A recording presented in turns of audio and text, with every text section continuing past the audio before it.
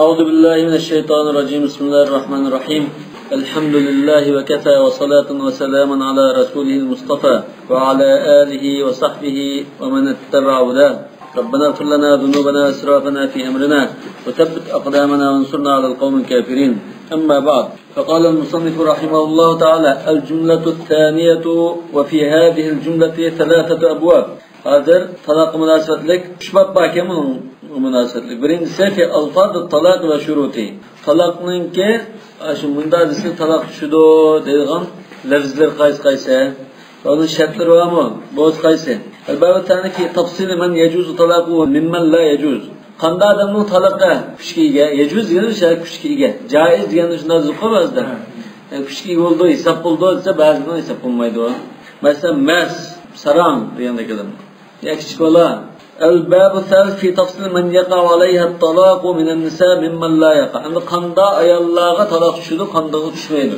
Talaq qilinib, iddat to'shab ketib qolgan, talaq qilmani tushamda tushmaydi. Boshqa kishininki ayol qarta talaq qilib qolsa tushamda tushmaydi. Demak, unda shartlar bor. الباب الأول في ألفاظ الطلاق وشروطه وهذا الباب فيه فصلان. الفصل الأول في أنواع ألفاظ الطلاق المطلقة. طلاق degan so'zning anti talaq degani bunda so'zninki bu mutlaq talaqim. Bunda bir qo'shimcha qayd qilib qo'ygan nima yo'q. Ya bir talaq, ya munda talaq, agar munda bo'lsangiz talaq deganda gap yo'q. Siz talaq dedi, bunda talaqninki turlari, shunda talaq qilishning turlari. Ikkinchisi, biror narsani qayd qilib, biror narsani chetib ondan talaq qilish masalasi. Masalan, uyga chiqsang talaq, uydan chiqsang talaq, u deganda. الفصل الأول في أنواع ألفاظ الطلاق المطلقة.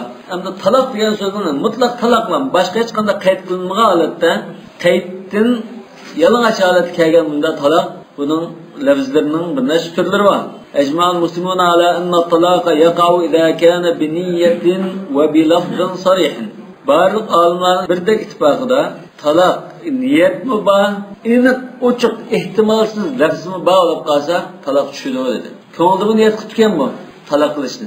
Ondan siz talaq deb ochiq deb ketgan. Bunun hech qanday ehtimol yo'q. Bunda var ekan bu dil bilan til chiqishlashgan ekan talaq bo'ldi deymiz.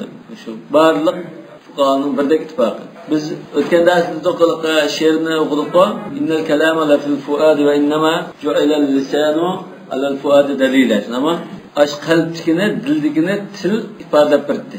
Lekin bu dilda bormi yo'qmasak baki tilda ifodalama bu ifodalagan so'z aniqdir, ehtimolsizmi, ehtimolsiz. Undan keyin bu talaq bo'ldi deymiz.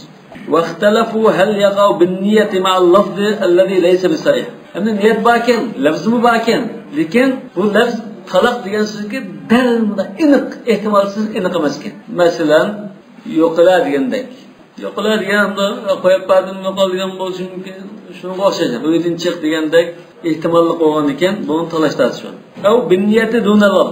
Yoki ko'ngliga fikirda bu og'zidan chiqarmabdi. Bu qo'yatdim buni mana deb ko'nglimda bunda debdim. Lekin og'zidan chiqarmabdi. Bunda talaq tushimda tushmamdi. Au bil lafzi dunaniya. Yoki niyat qilmabdi, og'iz debdi. Xuddi masmo odatda og'zidan chiqadi, lekin niyat qilmaydi-ku. Shunga o'xshaydi. Bunda ixtilof bor. Endi bu lafznimi ba'zida nima qilish degan shariatda bor. Ko'ngildagi narsani ko'nglim bilan demay, odatda shu boshqa insonlar bilan bo'lgan muomalatda shu irzaki ifodalashning o'rni. Masalan, desa birisi musulmon deyish uchun bu ko'ngilda iymon aytib musulmon bo'lgandan sirt shahodatni til bilan ifodalash kerak.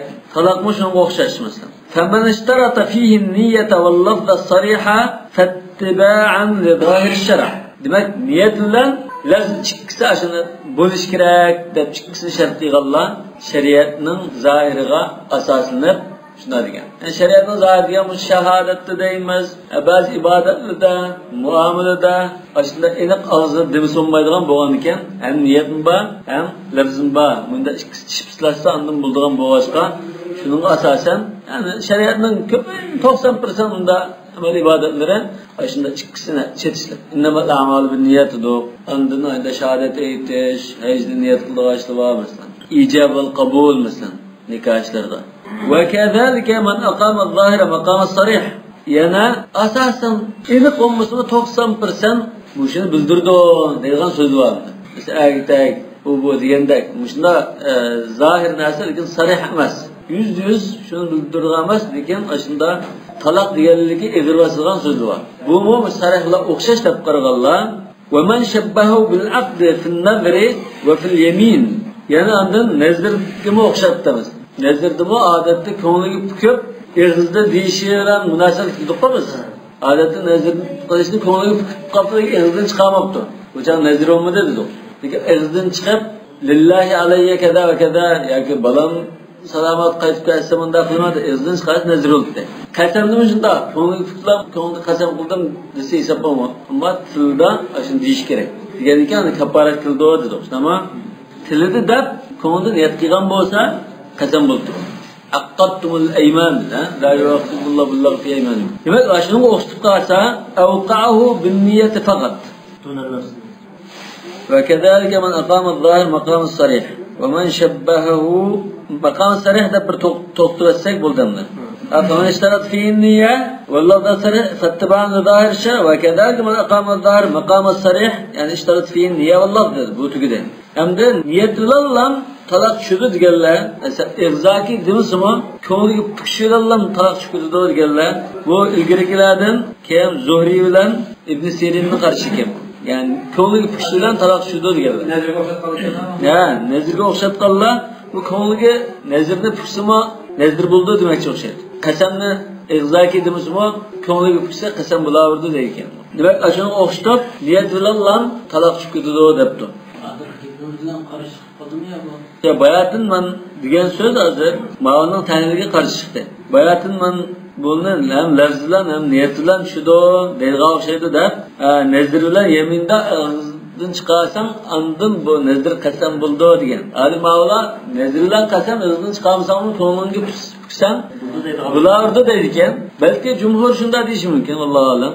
Ashunga qiyos qilib turib, bunda olgan talaqni niyat qilib ağzını çıkarmışsan mı talak bulaverdi. Xuddi nezirni mi ko'ngling pukib ağzını çıkarmışsan nezir bo'lgandek, qasamni ko'ngling pukib ağzını çıkarmışsan qasam bo'lgandek mushunda debdi. Ulardan nezir bilan yeminni ixtilof emas. Belki shunda bo'lishi mumkin, balki ixtilof yo'q bo'lishi mumkin. Chunki ma'lum ko'pincha ixtilof yo'q narsa qiyos qilib turadi. Talashlar shu uchun qarshilarni ilzom qilish uchun. Lekin u yeminda buni bilishimcha nezirlar yeminda Kızdı anda ifade edilse, nezir dalalat kılan sözüyle ifade edilse ondan nezir oldu.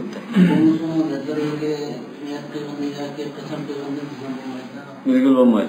Lekin qasam bilan yemin Alloh bilan o'zining o'tirdiği sho'ga chiqib, balki hamda o boshqalarning haqqi chetishlik qilmagan ekan, balki uni ko'ngli pusim hisob degan o'xshaydi. Tamam, yani bil aqdi fil nazr ma'no. Ya shu nezirni shu ko'ngliga puksa, aqd degan shu ko'ngliga pukish. Aqattumul ayman dedi. Yani balva qildinglar, niyatni tutilib qara qildinglar degandek so'z. Demak, ashonda ko'ngliga puksa nazr bilan yemin bo'lib ketadi demakchi ekan bu. Balki jumhurim bo'lar deydigan bo'lishi mumkin. Ashuni o'xshatib, hammasi o'xshash, niyat bilan bo'laverdi debdi. Demak, unda qasam bilan bu nazar faqat shu Alloh bilan bandon qilishdan ishlab qolsin. Ko'pincha shunday. İnsanın o'zi chetishlik ahvoli bo'lishi mumkin. İnsanın haqqi chetishlik bo'lib qoladi. Hozir ko'pincha inson bilan inson o'rtasida shunday bir ixtilof bo'lgan andan shunday qasam qilgan ahvollar. Ma yeminimda boshqalarning haqqini inkor qilish, ya'ni muqlish doirasiga emas, manda qilma, unda qilman degan tariqadagi qasam. Endi ma nazrmi, qasam balam salomat qaytib kelsa bunda sadaqa berma, o'z tutma degandek o'zining ustiga bir narsa iltizom qilib oladigan narsa. Lekin boshqalar qarta yemin bo'lib qolsa, cho'qim unda lafzi ifoda bildirish kerak. Qanday bo'lmasin, va Zuhri bilan Ibn Sirinning va niyat bilan tushirgan qarashi ojiz qarash. Butun jumhurning qarshiga zid. Vattafaqal jumhur ala anna alfaz at-talaq al-mutlaqa sinfan. Yani ko'pchilik olimlar albatta bu talaq masalasida olimlarning talash tortishlari, qarashlarining tafsillarini va qo'shilib ketgan masala. Lekin shu davosimda maktabda cho'ng-cho'ng masalalarni shunday tezlikda bir-birlab aytib o'tizgan. Aslida buni bir mazhabning qarshi bo'lishida sirib o'rgansak, unda hammasi bir-biriga qilib holatda bog'lanmaydi. Hozir biraylan ma'noni boshqasi qarab, ya'ni ma'nida boshqasi qarab o'qigan ekan, nechalarning qarashini bir aralashtirsak, darhol qo'yib ketadi. Lekin shunday demamda bir nazar tashlab olmadim. واتفق الجمهور على أن ألفاظ الطلاق المطلقة صنفان. Köpçülük alimlar mutlaq talaq, yani mutlaq talaq deganimiz hech qanday boshqa narsani qayd qilib qo'ymagan. Masalan, siz talaq degandek. Mushunda talaqning turlari ikki turga ayirishib bo'ldi deydi. Mushu talaqning lafzining turlarini. Sarihun va kinoya. Bu albatta mashhur. Sarih kinoya degan mushu taqsim ikki qismga ayirish mashhur. Birisi aniq zot, hech qanday ehtimollik yo'q. Kinoya deganimiz boshqa ehtimalim bor. واختلفوا في تفصيل الصريح من الكناية. الصريح bilan kinoyaga so'zlarni sarih qilmasdan qaysi lafzni chegizmas, kinoya qaysi lafzni chegizmas deganda andan ixtiloflashdi dedi. Ikkiga bo'lishda jumhur ahli ittifoq ikki turli bo'ldi. Lekin ma guruhga qaysi iboralar tushirdi, mana qaysi ibora tushirdi deganda ixtilof bor. Va uning ahkomlarida ixtilof bor, undan nima kelib chiqadi masalan. Ashun degandan keyin qanday ahvol kelib chiqadi, bu ba'inmi, raj'iymi va kaza buni talash tastilda yana gap bor edi. Va nahnu inma qasadna min zalika zikral mashhur.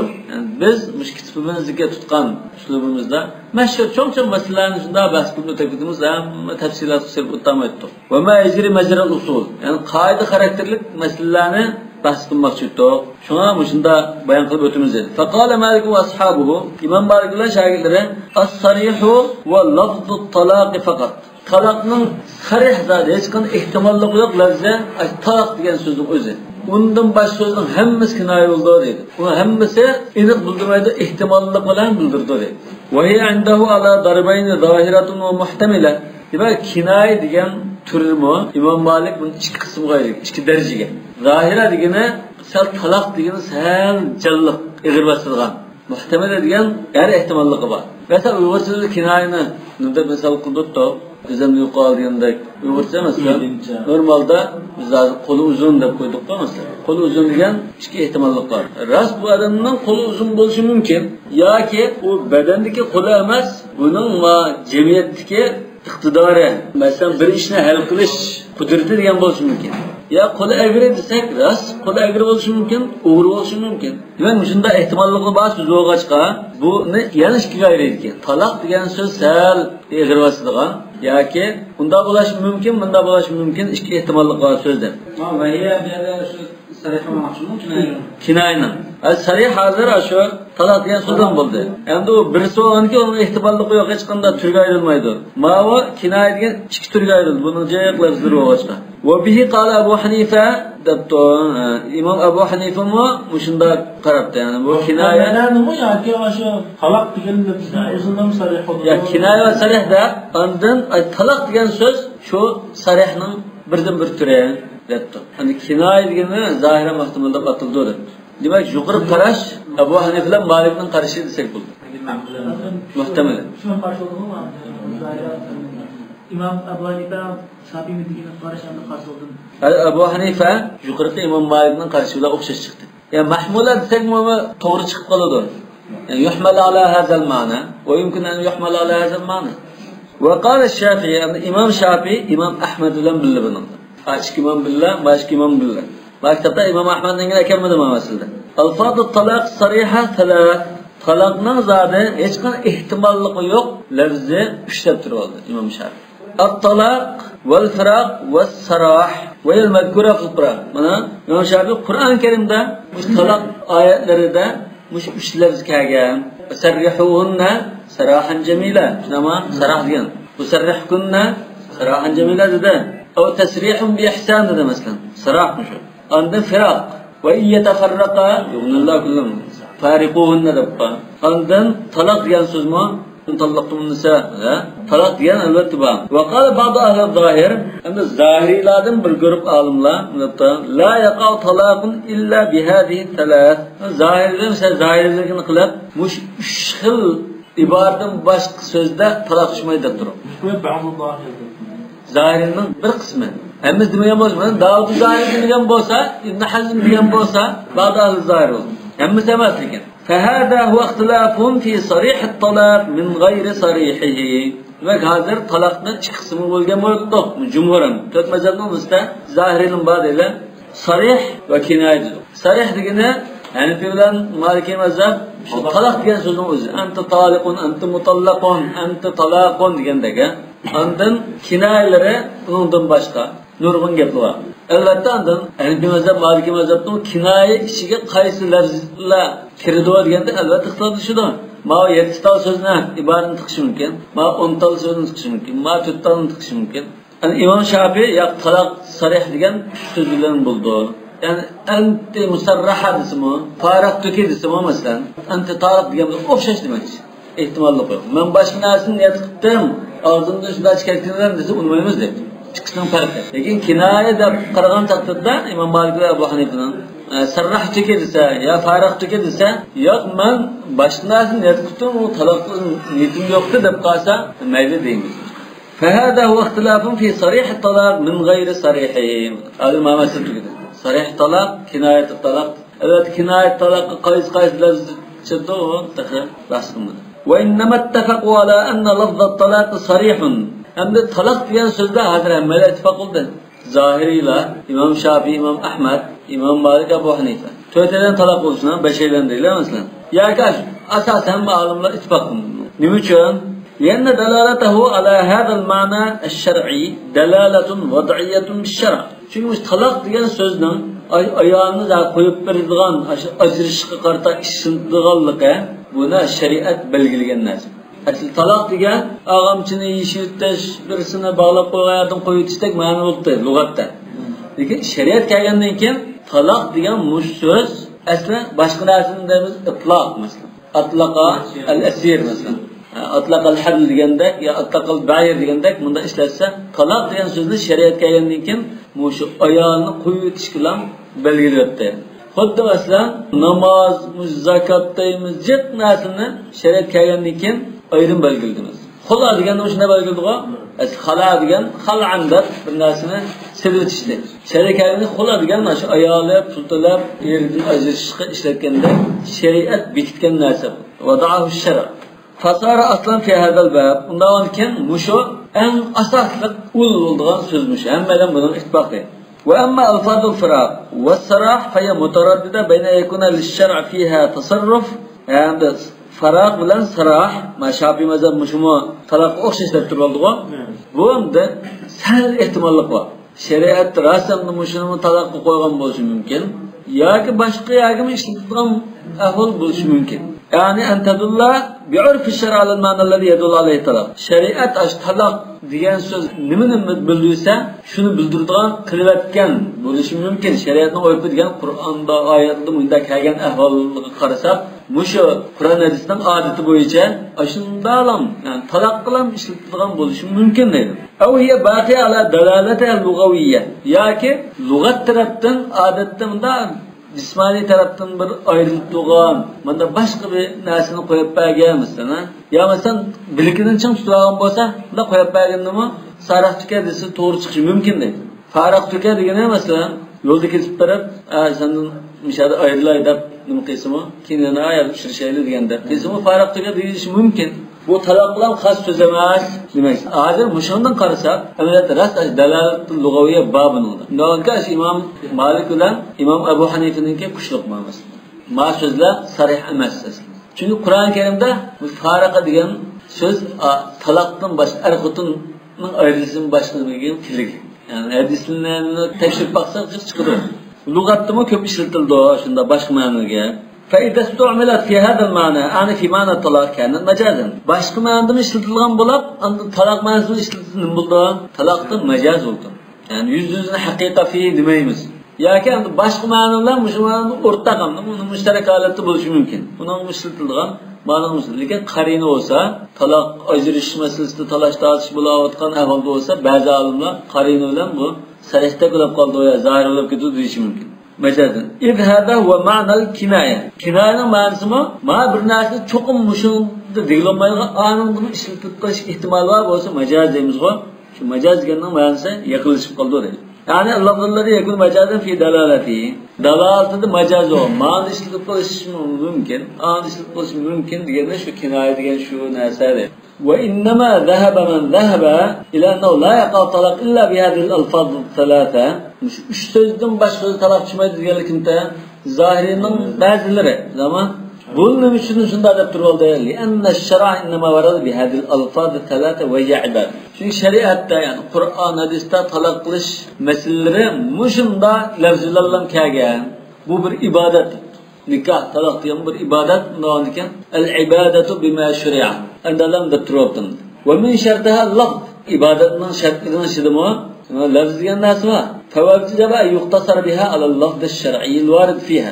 Nağınki ibadetler şeriat kösetken, muşu lafzını kılıp işletip durup, manda daptırıp ibadet kılsa diyen şu lafzını aynen kılışımız gerek. Odda namazda, la salat illa bi fatihatil kitab şu elhamdülillah okumuşsak bulmağındak, Allahu Ekber deyilganın onluğa, subhanallah desek bulmağındak, şunu işletse.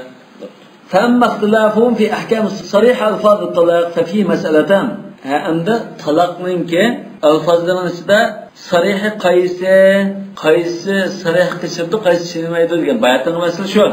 Bunun çetişlik iki mesele var.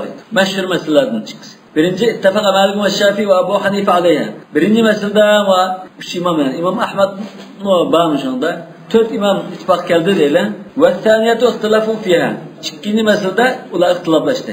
فأما التي اتفقوا عليها فإن مالك والشافعي وأبا حنيفة رحمهم الله قالوا لا يقبل قول المطلق إذا نطق بألفاظ الطلاق أنه لم يرد به طلاقا إذا قال لزوجته أنت طالق أكشي أنت طالق دبتو من طلاق نيت كما ديان تيامسة قبول كما يمارس مش أظن çıkın hesap değiliz. Bunda 4 imam hımısı ittifak. Ve kedalike sarah daptım yani bu Şafii'nin karşısında. Sarah vel farak diyen mi? Mesela sarrahtaki faraktaki dapılap kıldığımı kımmadığımız yapma talak kımmadığım daptırması olmaydı kelime. Çünkü talak diyen sözü okşaş koyuyordu diyen. Lekin Ebu Hanife bilen Malikçi böyle koyuyordu diyen ihtimalli kıldı. Bilikin tutulup durup bunda koyuyorkenligini bildirişi mümkün. Ya ki nikah tarafından katin belgelikini bildirişi mümkün daptırıyor. Lekin talak diyen söz türde mi zaten?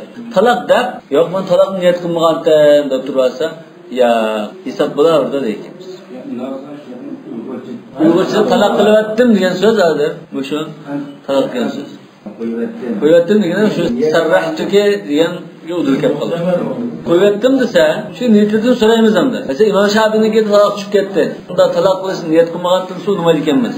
İşkelenin nazırda İmam Ebu Hanife'den Malik'in nazırda niyetini sorayım. Kinaya bu de. Sen talak niyet kılıp diyemekten ha desen. Diye adet kuyvettim diyen söz. Köpünce adette uygunsuz şu talak kılış. Adette o bilgini koyutkende, yanımı koyutkende onu da işletmeyin. وَاسْتَثْنَتِ الْمَالِكِيَّةُ بِأَنْ قَالَتْ إِلَّا أَنْ تُقْتَرَنَ بِالْحَالَةِ أَوْ بِالْمَرَةِ قَرِينَةٌ تَدُلُّ عَلَى صِدْقِ دَعْوَى. Yani mama yaxşı yapken. Malikiyattan bunu cidalleşi bundan okumakta lekin bu ayol bir yay bağlamak kiyemezsen. Ya bilkin tutup diken bu. Peyse bunu koyuyor dese, bunu da koyuyordım da ya ağamçını işi tuttu ya ki mesela bilkin koyup bergen ahval bolsa, bu ma talak kılıştı değil mi de bu? Adette onda bir ayolni bilkin koyup bir şey ağamçını işi tutuşunu maksat kıldı da uçakda nindeyken talak düşmedi deyikemiz. Mesela talak degeni bu işlettin degan ma'no lug'at ma'nosi boshqa. Lekin odatda talaq qilish, xatni berish jidal majrada desa, bu qarina talaq maqsad qilganligini bildirdi deydi. Ma'alatda ishli ihtimolni talaqning ne hikmat keltirgan. Ya şu yeshitishda qo'lni qo'yayotgan chaqda, uch imom yeshitib qo'lni qo'yayotgan antitariq desa, u yeshitishni qo'yishni maqsad qilmadi bo'ldi. Nimani maqsad qilgan bo'lsa talaq tushirdi debdi. İmam Malik yo'q bu agar buni maqsad qilmagan bir ahvol bo'lib, qo'lni qo'yib bergandek bunda sharoitda, qo'lni qo'yayotgan sharoitda antitariq desa, bu chaqda talaq deganni shu qo'lni qo'yish deb tushunamiz, talaq olmaymiz deb. Mesela bizim yardımcılar şurada varsa talak düşündüğümde Şöyle demiş, İmam Malik'in nasıl boyunca mesela bir yer mamanda tutan bu ayağını kolunu tutup bağmaysa cidelleşip kapı. Boynunu koyup bağırsa bilkini koyup ayağını koyup bağırdım dedi. Talak düşmeydi mi? Bilkini koyup bağırdım diyen manım abi. Diye xatanı varsa dese, xatanı vardım dese çok talak düştü. Malik'in karışımı yaşayken. Demek bu anda talak diyenliğini bildirmeydi de mesela en testalu en yutalliqaha min matatin hiye fihi. Mesela bir bağlama kovan olsun, yani yişvesler, yani koyup bergen olsun dese, yişvetip koyup bergen dese, bu talak, şu ağamçıdan koyup bergenin buldurdu o. Feyakullaha inti talakmaz. Siz arzu koyup buldunuz, ettiğim dediğindektir. Ve fiqhul meseleten de Şafii ve Ebu Hanife. İmam Şafii ile Ebu Hanife bu meselenin qanday tushungan. Anna talaq la yahtaju indahum ila niyya. Talaq degan söz, talaq qilish deyilamish. Talaq qilish degan niyetga muhtoj emas deydi. Yani lafzı talaq desak, belki tushunish mumkin. Talaq degan lafzning o'zi niyetga chechlik emas. Talaqlam desa zodi, niyat qilsin qilmasin talaq tushib ketadi deydi. Wa amma Malik fal mashhur anhu anna talaq indahu yahtaju ila niyya. İmam Malik'in mashhur qarashi olgan, g'ayri mashhurdan birisi bor deydilar. Talaq İmam Malik nazarida niyetga muhtoj. Lakin lam yanvihi hauna. Lekin bu yerda talaqni niyat qilmadi uni. Ag'amchida bog'langan ahvolda yishayotgan chaqda talaq degan chaqda niyat qildimi talaqni? Ya. Limawda'at tuham. Ya'ni bu yerda niyatiga biz e'tibor bermadik deydi. Lam yunawwih. Lakin lam yanvihi hauna. Lam yunawwih. أن الطلاق عنده يحتاج إلى نية لكن لم ينوهه هنا لموضع التهم. Ya bu yada hazır niyetine itibar almadı dedi. Aslında niyetke muhtaçtı. Lekin bu yada şu ağamçı işletke meselede niyetine itibar almadı dedi. Kariniga asaslanıp durup yapıldı. Ama nime içerisinde yanına muttahim. Çünkü bu qaççıda aslında ağamçıdan kuvvettim diyen bozum keyin qaççıda misli o'zgartiblar ma'lum manfaat uchun. Talaqni niyet qilgandim deb turilish yolg'onchi ehtimol bor. Undan keyin biz uni hisoblay qariniga tayandik. Qarina bu isbot bo'ldi dedi. لم ينويه ديله ومن رأيه الحكم بالتهم سدا للذرائع İmam Malik'ninki usulü qatarda sed zira degan narsa. Bu odatda manda hukm qilmasak kishilar yomon ishni chiqib ketadi, yomon ketadi deb yo'lni taqab turib biz fursat olmay unda nima qilibdi. Shuning asosan odamning yolg'on aytilish bizga yo'l ichib bermaslik uchun biz uning gapiga tayanmay biz niyatim mandatni qilgan qilmagan degan tayanmay amaliy ahvol qarablar bu yerda shu ağamchida ishitish orqali dizonga bu gapni davon ağamchida ishitish maqsad qildim deb turibmiz. Va dalika mimma khalafahu fihi Shafi'i va Abu Hanifa. Mush masalada İmam Shafi'i, İmam Abu Hanifa, İmam Ahmad mo İmam Malik'a muxolif ish qildi dedi. Boshqa fikrda bo'ldi shuni ama bu İmam Malikning mashhur qarashi. Fayajib ala ra'yi man yashtaritu niyyata في ألفاظ الطلاق ولا يحكم بالتهم أن يصدقه فيما ادعى. Bundan ki niyet şart edilganlar, yani İmam Malik müşü. Niyet şart edilganlar, ondan töhmet doğaçqa onun niyeti boyunca hüküm qilmaydiganlar, yani İmam Maliklar qanday qilish kerak? Fayajib ala ra'i man la yashtaritun niyat degan bunda bo'lish kerak. İmam Malik niyetga muhtojdi, lekin ya töhmet doğaçqa undan qildik dedi. Biz töhmetni ko'z tutib turib, qarina bilan hukm qilamiz degan.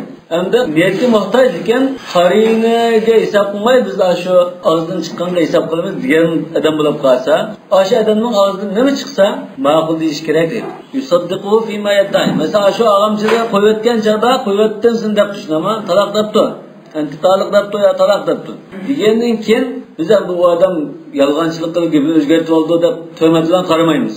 Ama qaramagandan keyin bu odam yo'q, men shu taloq degan so'zni degan chaqda og'amchini yishitib, men odatda shu xatni berib ajrashni niyat qilib taloq qilyaptim degan niyat qilgandan desa ishonishimiz kerak deydi. İmam Malik İmam Malik gumonli qaraganlikda ishonmadi. Lekin gumon bilan qaramaydigan odam bo'lib qolsa ishonish kerak deydi. Çünkü ba'zi odamlar unda gumon sadizlarayotgan o'qimaymiz degan bo'lg'achqa shuni qarta yani ashning vazifati bunda deyish kerak. Vallahu a'lamu bis-savab. Subhanakallahumma bihamdika ashhadu an la ilaha illa anta astaghfiruka va atubu ilayk.